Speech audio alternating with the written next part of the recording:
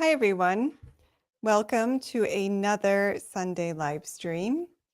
I am starting a little bit late, but I'll wait till everyone is here. And so today I was supposed to have a guest join. Unfortunately, it looks like they are unable to make it. So I'll instead just go over some of our latest properties and quickly pull up a blog post and just go over that as well.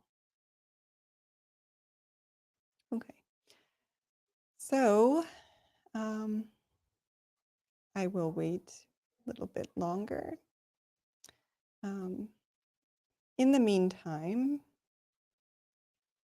let me introduce myself. So for those of you who are not familiar with who I am, my name is Erica Benson. I have a company called Voucher Capital. I buy and sell vacant land. And I also like to do research and produce informational content on all things related to land. So that includes farming, land buying, land owning, conservation, building a home, homesteading, any and all things related to land, which I love. So if you're not familiar again with me, my website is gokchecapital.com. Check it out. You can go there and click Get My Cash Offer if you're interested in selling your property. And if you're interested in buying, hi everyone, just click Buy Land to see all of our available listings. All right. And there are some pins on the map. So you'll see this is an interactive map. You can scroll in and scroll out. And if you click on a pin, you can go to the property's specific listing page, which has all the information on the property. So check it out if you're interested in purchasing land. But of course, we also, and hi, I'm seeing, hi, Karen, hi, Ryan. So Karen, yes, all the live streams stay up on the YouTube channel, so you can go back and watch it later if you want. And I do just also want to note that I have a blog. Hello, Jello Prime. Hi, Peggy.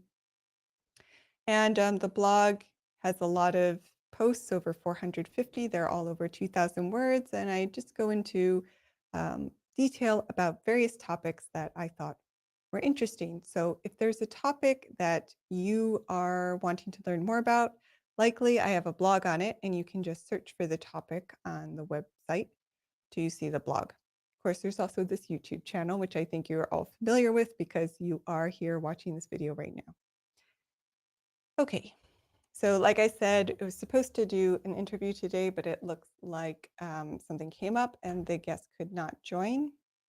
So I'll just go over one of our latest blog posts. I actually just posted a blog on water quality. So that seems like a good place to start. And then I'll show you some of our latest properties, and we can do the vacation giveaway. Of course, as always, as I'm going through the blog post, feel free to ask questions or start a conversation in the chat. I'll respond to what's going on in the chat whenever I have a pause as I'm speaking. All right, so water quality. This is a topic that I hadn't written a blog post on before because it seemed like something very intuitive, but as with all things, just like with soil or any aspect of land farming,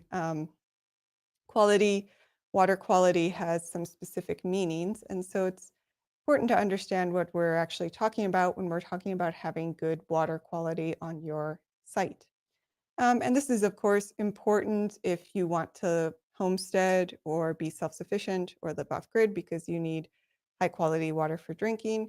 But it's also very important if you want to raise crops or animals. They both need high-quality water as well. And if you're just interested in preserving the natural environment. Of course, water quality is important for ecosystems and overall biodiversity. And water quality affects the surrounding community as well. If you have contaminants on your property that are affecting your water quality, it's likely that those contaminants will also affect your neighbors. So being on the lookout for what's going on with your water also makes you a good neighbor. All right, so there are several key components to water quality and having good quality water. There are the physical characteristics. So these include things like temperature, turbidity, or its clarity, whether it's really muddy or not, and color. And these factors determine how well water interacts with its surroundings, as well as what kinds of life it can support. A lot of these characteristics are really important. If, say, you wanted to build a fishing pond on your land, you would need to pay really close attention to turbidity and temperature, things like that, because different organisms require different kinds of environments, aquatic environments. There's also, of course, the chemical composition of water, which is in some ways even more important. And these are all the things that you would do laboratory tests for. Things like pH levels, dissolved oxygen content, which is super important if you have a body of water on your land and you want it to support life. So again, if you want to, say, build a fishing pond, the dissolved oxygen content is very important, and that needs to be monitored on a regular basis. Also, nutrient concentrations are really important if the water on your land is supposed to support crops or animals, in particular crops, or again, fish, like if you're doing a fishing pond. And then the last component of chemical composition is whether the water is contaminated. So do you have heavy metals? And this applies to surface water, things like lakes, ponds, and streams, but it also applies to groundwater that you may be using to drink. So testing for heavy metals, pesticides, contaminants, other chemicals in the water, that's probably the single most important thing that you want to do when you buy land. If you plan to live on the property, homestead, do off-grid, drill a well, or in any way use the water on the land to try and raise crops, fish, or animals. And I'll note that it's water testing should be done if you drill a well every year, because especially groundwater, which you don't really have that much control over, can change rapidly depending on what's going on in the rest of the area. So, you may have changes in water quality because of a very heavy rain. That can happen when an extremely heavy rain creates a lot of runoff, and that runoff brings contaminants to the area. Your neighbors may start using their property in a different way. Say if you're in a farming area and there's an increase in the use of pesticides, or there's an increase in agricultural runoff, that can heavily impact your water. And oh, great, you want to homestead. Wonderful. Yeah. So water is very important on a homestead, of course. Probably don't need to tell you that. And good quality water is really important. So yes, testing, if you're going to have a well, testing that water regularly is one of the most important things you can do, because as soon as you know there's a contaminant, you can take steps to protect you and your family. There are, so many different kinds of filters out there. So if you do find that there's contamination in the water, there are a lot of products you can use to try and filter out those contaminants. But unfortunately, sometimes if the water is so heavily contaminated, you may need to rely on water hauling. And the final component of water quality is biological indicators. So this is basically just looking at what kind of life can live in the property. And this applies mainly more to surface water. So like if you have a stream or pond on your property, can that body of water actually support fish, insects, and plants? I think we've all heard of dead rivers. I'm from Chicago, so for a long time the Chicago River was dead. I think they said that at one point, it may not have been the Chicago River, but I know there was one river at one point that you could even set on fire. But yeah, I mean, that's a really crude indicator for how healthy a body of water is. If you don't want to do extensive testing, you can just see if things can live in the water or not. If they can't, it's a good sign that there's a huge problem with water quality. Now, there are some, so we kind of got into this with well testing and all of this, but there are a number of tips for how you can maintain your land and boost water quality. And also, just what you should do as a landowner to help ensure that your resources are healthy and high quality. Let's see. Yeah, they do keep putting dye in it. That's true. On St. Patrick's Day, they used to dye it green. I think they still may do that. Although now, supposedly, the dye is no longer hazardous. But oh, I didn't realize that you're from the area too. Great. Happy to see another Midwesterner here. There was also a lot of industrial pollution for many years, but I think it's starting to get better. Still not quite, quite what it was at one point, but I don't think it's actually technically dead anymore. So I need to look into that. But let's see. So some things you can do as a landowner include, first, of course, understanding all the sources of water on your property. Some of these are very obvious: streams, ponds, lakes, rivers, but also, understanding the water beneath your property. So how deep down is the groundwater? Where is it coming from? Um, it's a good idea to understand too how water flows through your property, because even if you don't have a standing body of water on your land, there will be water that flows around your property after a rain event. So understanding where that water goes, where it's coming from, where it may collect, can be helpful. Not necessarily for identifying water quality, but for identifying patterns of flooding and areas where you may want to avoid building, or where you may need to put in some infrastructure to redirect water. But also, runoff also does affect water. So understanding where the water is coming from can help you think about, where should I be paying, what properties should I be paying attention to in terms of potential sources of contaminants? Right. And as I mentioned before, probably the single most important thing you can do is invest in regular water testing to ensure that any wells that you use for your own household use, or also for irrigation and even recreational purposes, are healthy, that you're not exposing yourself, your animals, your plants, your family to potential contaminants. And, on a less serious note, you also want to test the water for things like pH, dissolved oxygen level, nutrient levels, things like that. So you know that water will be able to support whatever crops or animals you want to raise, or wildlife that you may want to bring to the property.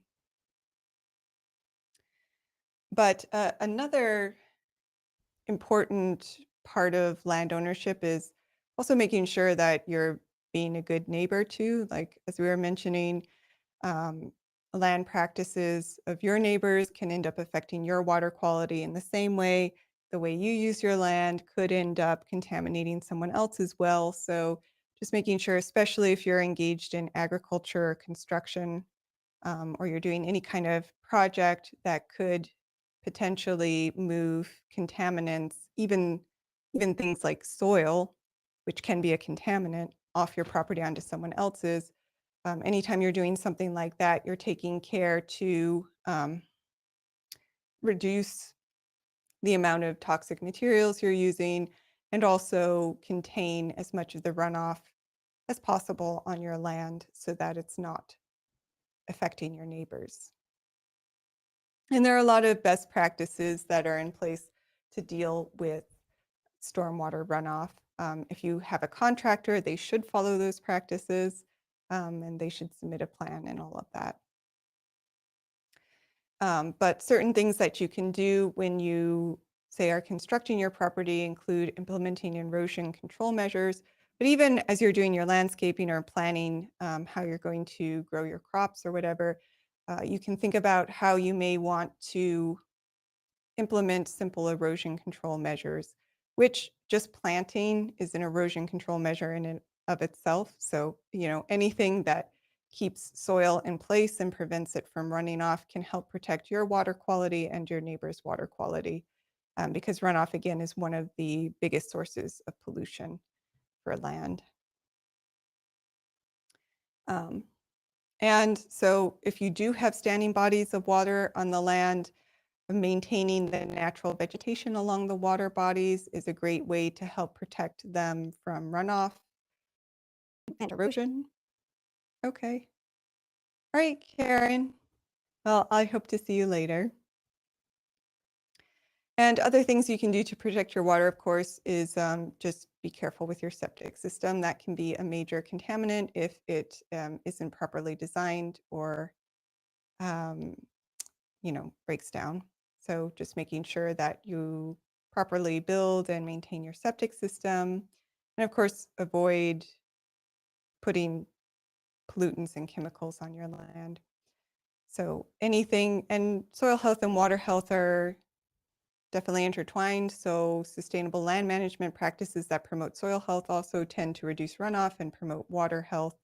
So no-till farming, cover cropping, polyculture farming, agroforestry, all these things that help produce healthy soils are going to help with water quality. So,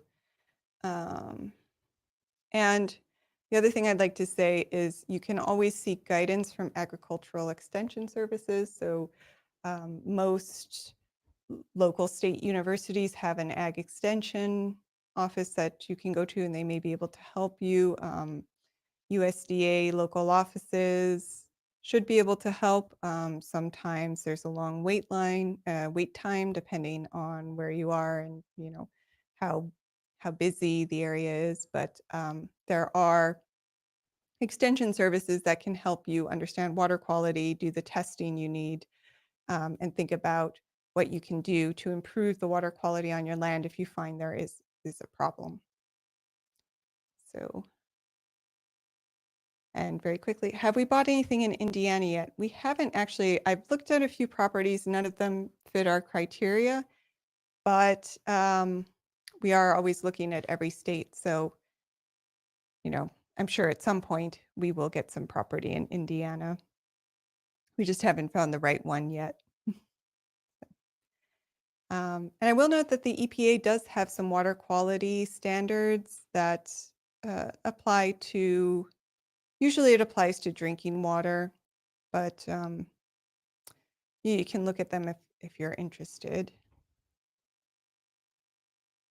Also, if you're curious about, it's kind of off topic here, but if you're curious about how all of our drinking water is monitored and what standards are actually in place to protect us, you can look at the EPA's water quality standards and how they're developed, see what you think about it. They should also list your local water, if you have public water, your local utility company, or usually they're run by the local government or county. They usually have to submit reports every year to show that they're meeting the water quality standards, so you can see how your drinking water stacks up as well. Yeah. Hi, Silent Ninja. All right. And just quickly, the top 3 factors that affect water quality are, of course, human activities. We are a big source of pollution. Usually it's, industrial uses and agricultural runoff. but also improper waste disposal. Those are some of the major sources of contaminants. But there are also natural processes that contaminate water. Like I was saying, every time if there's a major rain event, you're going to get a lot of runoff. Um, Runoff, even if it's mainly natural material, will contain trace amounts of metals, sometimes even heavy metals, depending on how the geologic features of the area. So certainly natural processes, and in particular, major weather events, or of course disasters, things like wildfires, landslides, all of those can have a significant impact on water quality as well. And then as the climate changes, there will be an impact on water, in particular, the properties of surface water. So these are all things that can impact water quality over time, which is just to say that, it's not a standard metric. That's why you always want to be testing it, because water quality can change fairly quickly. All right. So I think we covered the main points here, but I'm happy to answer any questions. There is a section here on how agriculture can influence water quality. I don't want to go too much into it because I don't want it to sound like I'm being overly harsh on farmers. There are certainly many ways that farmers work hard to protect soil and water quality, but there are also ways that agriculture can cause a lot of contamination, and this can sometimes be a big issue in rural communities. But I mean, the biggest contaminant from agriculture includes nutrient runoff.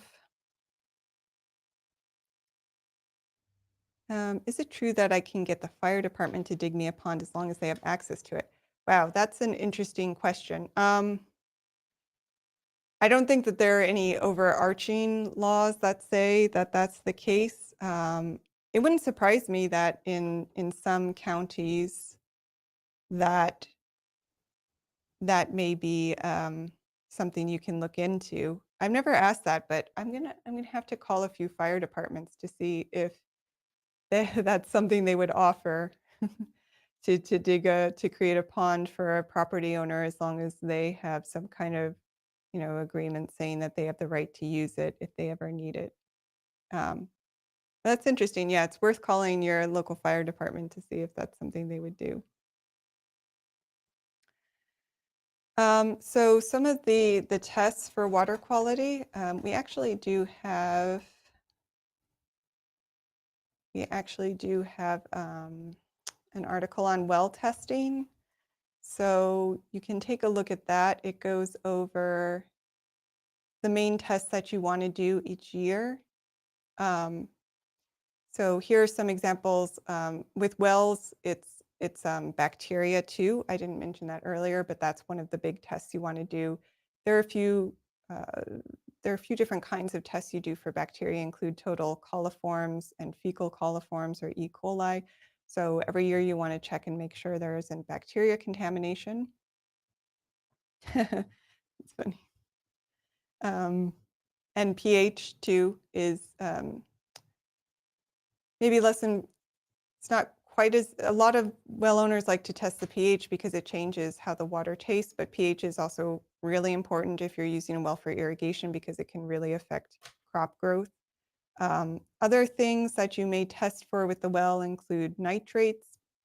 That's again really important if you are using the water for irrigation, but high levels of nitrates in drinking water can also make you sick. So even if you're using it for domestic purposes, that can be a good thing to test for. It also, potentially high levels of nitrates can also indicate a potential problem with wastewater contamination, because a lot of nitrates will often come from private septic systems or wastewater flooded sewers, things like that. Although it does also come from fertilizers and agricultural runoff. So, it's a good sign that there's something getting into your water that you probably don't want to be drinking. testing for volatile organic compounds could be really beneficial. They're another source of contamination that agricultural uses can bring. Um, and unfortunately, a lot of bodies of water are contaminated with them these days. Industrial, it's a common industrial contaminant as well. So just checking to make sure that your water doesn't have those. And then the standard heavy metals, things like lead, arsenic, mercury, everything you don't want to be drinking, as well as pesticides. And one tip you can do is check with your local health department to see what contaminants are an issue in your region. They may know, historically we've seen high levels of these heavy metals, these pesticides, these chemicals. And so you definitely want to order that kind of test. And you may also want to test for radon. And like I said, you'll definitely want to test at least once a year. And but also test anytime you experience problems near your well, so like flooding, land disturbances, or if you notice that there's a new heavy land use in the area, you may want to test your well water. And of course, if you notice a change in taste, smell, color, something that kind of is a red flag, you'll want to test your water. And usually you can have your local health or environmental department test the water, or even if they don't, they can usually give you a list of state certified laboratories where you can send a water sample to.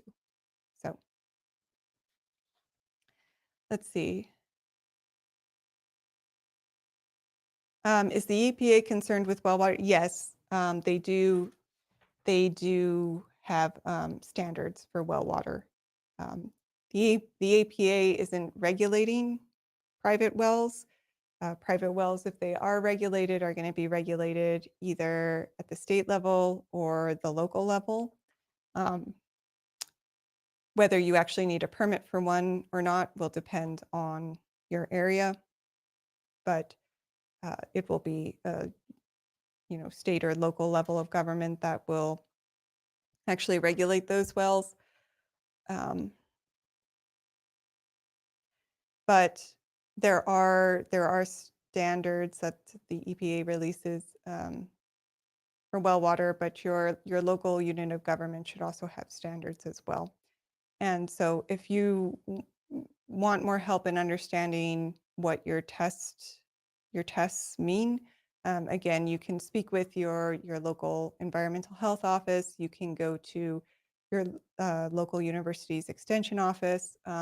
You could also try your local USDA office. But many state universities have programs that at least help farmers understand soil and water quality. Another question, is rainwater collection better than well water? Well, rainwater would be a lot less reliable depending on where you're located. With rainwater, whether it's going to be more contaminated or not really depends on how careful you are in designing your system. So you want to make sure that you have a really good filter in place, and that the water is not running over too many surfaces, because the more surfaces it runs over, the more it can collect. But the key there with rainwater is a really good filtration system, just to make sure that it's quality water as well. So I think, rainwater, any water that you're going to use for drinking, if it's a private system that you've built on your land, it's all the same. You want to test it. You want to be very careful with the water, make sure that it's quality water. You're testing it once a year, and that you have a good filtration system in place to protect yourself from any potential contaminants.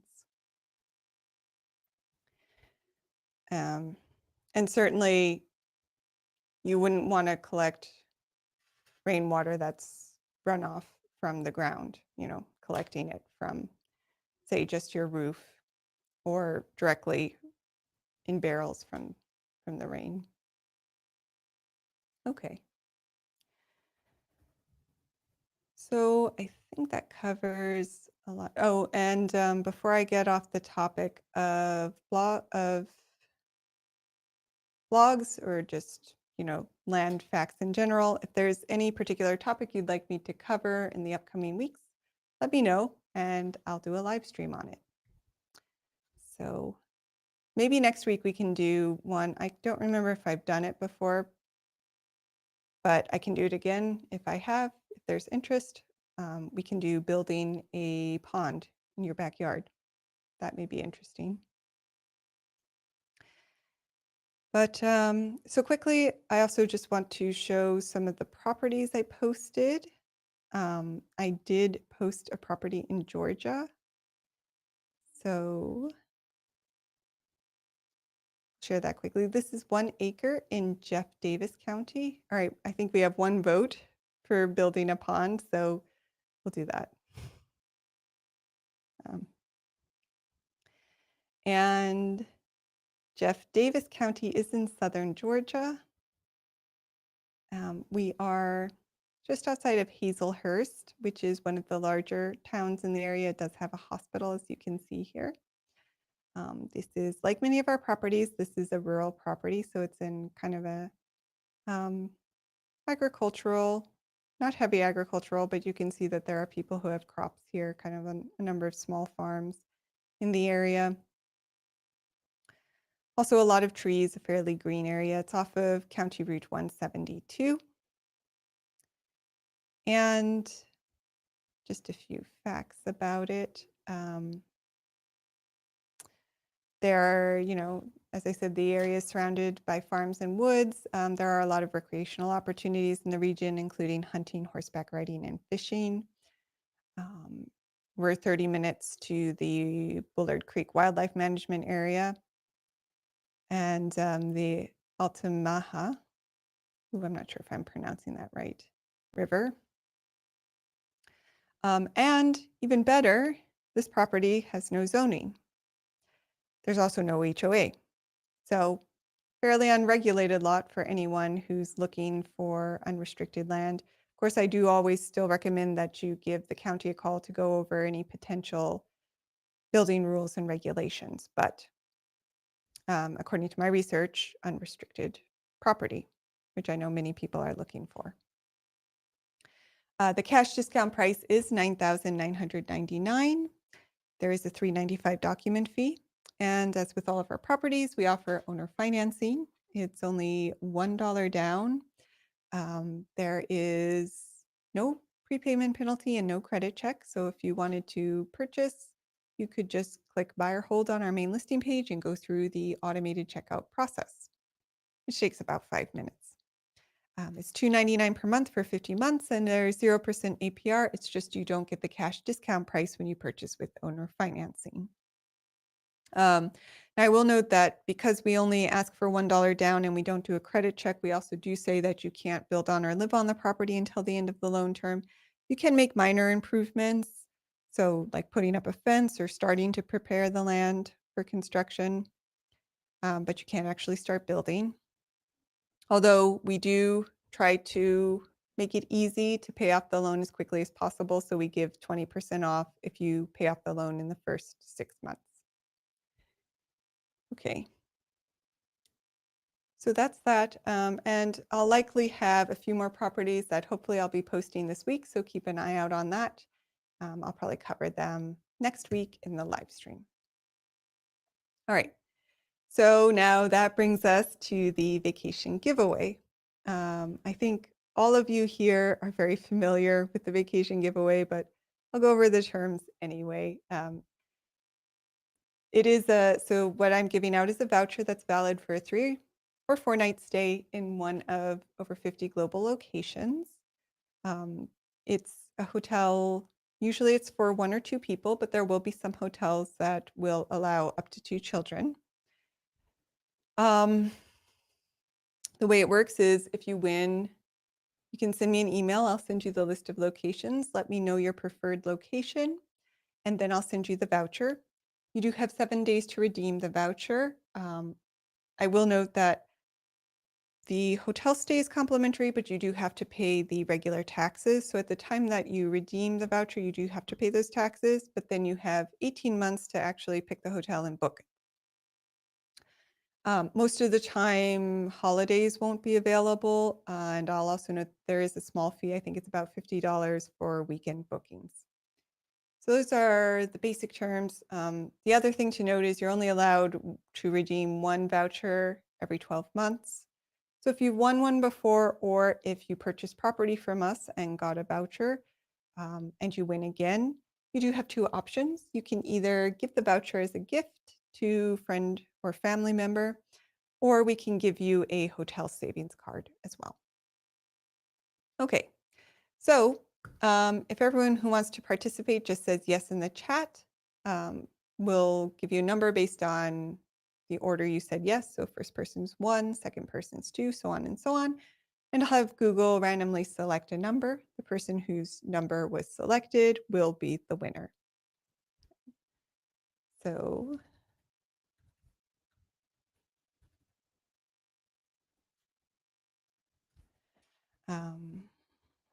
I'll just wait a few minutes to make sure that everyone who wants to participate says yes. I hope you all had a great Thanksgiving, by the way. I said this last week, but I really love Thanksgiving. Such a nice holiday. And who doesn't love the food? Although I do have family members who can't stand turkey, which surprises me. All right. Wait about 20 more seconds to see if anyone else is going. But I do hope you all have a number of wonderful things to be grateful for in your life at this time.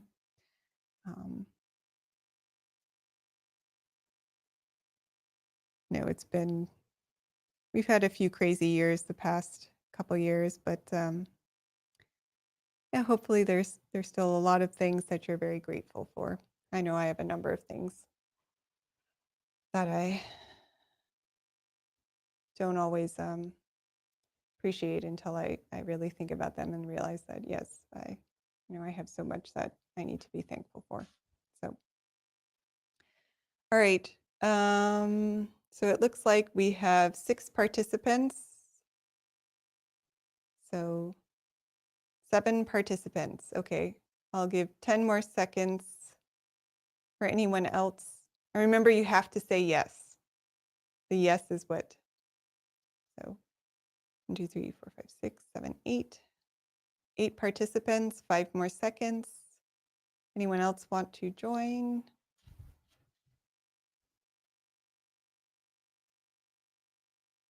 All right, so it looks like we have 8 participants.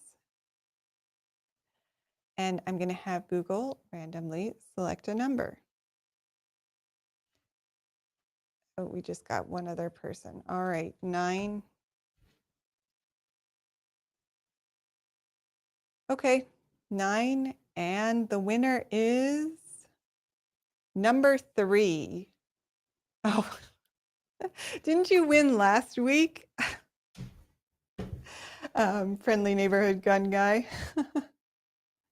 Wow, you are lucky. Well,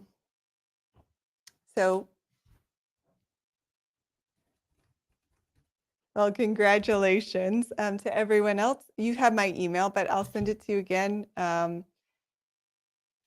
I can just let me know whether you want to gift the vacation voucher or if you want the hotel savings card.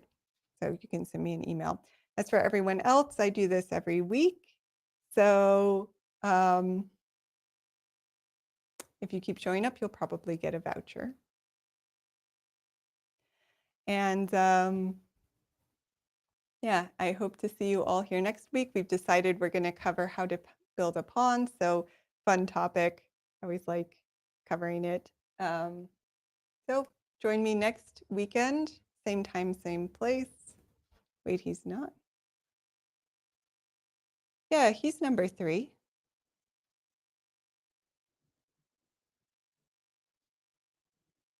Jello Prime's number 1, Clever Enigmas 2, Friendly Neighborhood Gun Guys 3.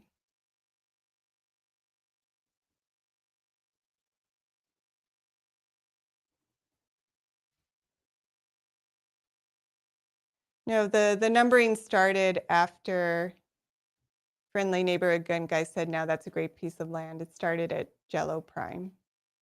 That's when we started the giveaway. But yeah, like I said, next Sunday, 6 p.m. Eastern Time, we'll talk about how to build a pond. Thank you all for being here. I hope you have a lovely Sunday. And I hope to see you back, see you back. And yep. And if anyone has any topics they'd like me to cover, just let me know and I can go over them in a future live stream. So